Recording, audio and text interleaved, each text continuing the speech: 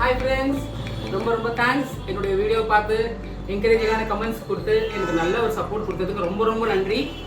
எல்லாருக்கும் தேங்க்ஸ் சொல்லிக்கிறேன். ரெண்டாவது வீடியோவாக உங்களுக்கு எனர்ஜெட்டிக்காக பண்ண வந்திருக்கேன்.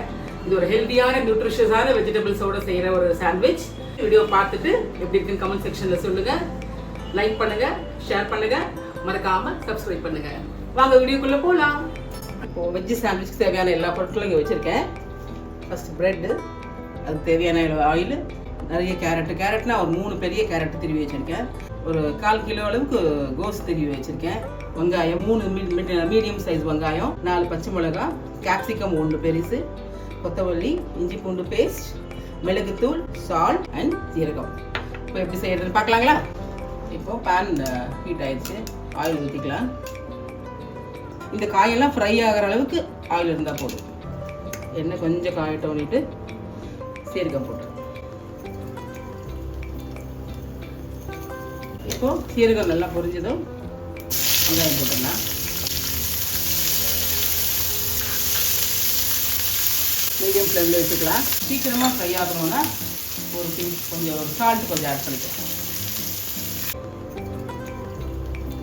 நல்ல வெங்காயம் பழையாயிடுச்சு. இது நல்ல ஃபைபர் கண்டென்ட் உள்ள ஒரு நல்ல ஒரு டிஷ் இது. இப்போ நெக்ஸ்ட் நான் கேரட் போடுறேன். இது எல்லாத்தையுமே நம்ம பொரியலாக பண்ணால் கூட இவ்வளோ பொரியல் நம்ம சாப்பிட மாட்டோம்.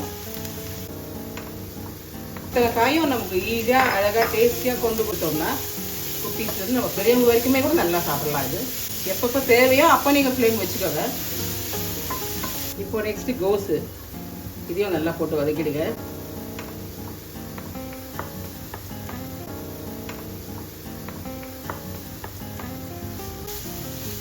இப்போ கோஸும் வதங்கிட்டு அடுத்தது கேப்சிகம் போடுறேன். இது டேஸ்ட் மட்டும் இல்லை, கலர்ஃபுல்லாகவும் இருக்கும் பார்க்கறதுக்கு. இது வதக்க தான் டைம் எடுக்கும்.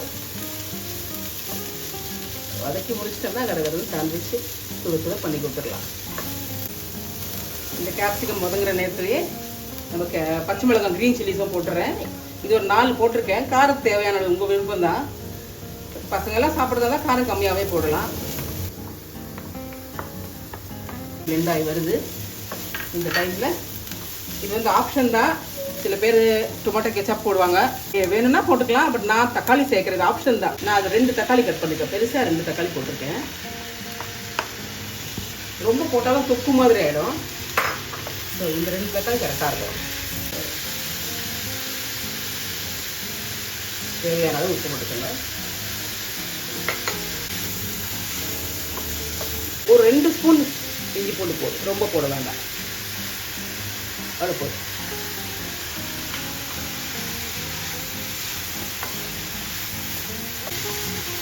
மிளகுத்தூள் நம்ம இஷ்டம் தான், காரத்துக்கு ஏற்ற மாதிரி போடுங்க. ரொம்ப மிளகு கருப்பாடு போட்டால் மைல்டாக இது தேவையான அளவு போடுங்க. நம்ம இஷ்டம் தான். இது வீட்டில் சாப்பிட்றவங்க, காரம் சாப்பிட்றவங்க பொறுத்து. அவ்வளோதான், ஆல்மோஸ்ட் ரெடி ஆயிடுச்சு. கொஞ்சம் வதங்கினா போதும். எல்லாம் எவ்வளோ அழகாக வதங்கிடுச்சு பாருங்கள். எல்லாம் ஒன்றோட ஒன்று அப்படியே பிளெண்ட் ஆகி வருது. இந்த டைமில் கொத்தமல்லி போட்டுடலாம். எல்லாமே நீட்டாக நான் கட் பண்ணலை. ஏன்னா அந்த ஹோட்டல்லலாம் வந்து எல்லாமே நீட்டாக கட் பண்ணுவாங்க. பட் அது நல்லாயிருக்கும் பார்க்க அழகாக. பட் இது வந்து நான் குட்டி குட்டியாக சில இதெல்லாம் கட் பண்ணி போட்டேன் பார்த்தீங்களா, அந்த கேப்சிகம் எல்லாம். இதெல்லாம் வந்து இதில் பிளெண்ட் ஆயிடுச்சு. ஆல்மோஸ்ட் ரெடிங்க. கொத்தமல்லி போட்டாச்சு, எவ்ரிதிங் இஸ் டன். இப்போ இதை எப்படி ப்ரெட்டில் வச்சு டோஸ்ட் பண்ணலாங்கிறத பார்க்கலாம்.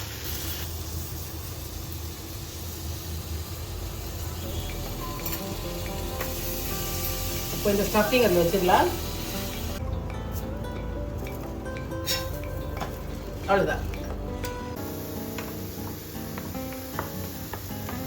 சுட சுட ஹெல்தி சாண்ட்விச் ரெடி. இதை நீங்கள் வீட்டுக்குள்ள இருக்கிற குழந்தைங்களுக்கு, பெரியவங்களுக்கு எல்லாருக்குமே செஞ்சு கொடுக்கலாம். செய்கிற டைம் வந்து ஒன்லி 20 மினிட்ஸ் தான் ஆகும். பசங்க ஸ்கூல்லேருந்து வரதுக்கு முன்னால் கூட காயெல்லாம் கட் பண்ணி வச்சிட்டோம்னா சீக்கிரமாக பண்ணி முடிச்சிடலாம். செஞ்சு பார்த்துட்டு எப்படி இருக்குன்னு சொல்லி இந்த கமெண்ட் செக்ஷனில் போடுங்க. நெக்ஸ்ட் இன்னொரு நல்ல வீடியோவில் நான் உங்களை சந்திக்கிறேன்.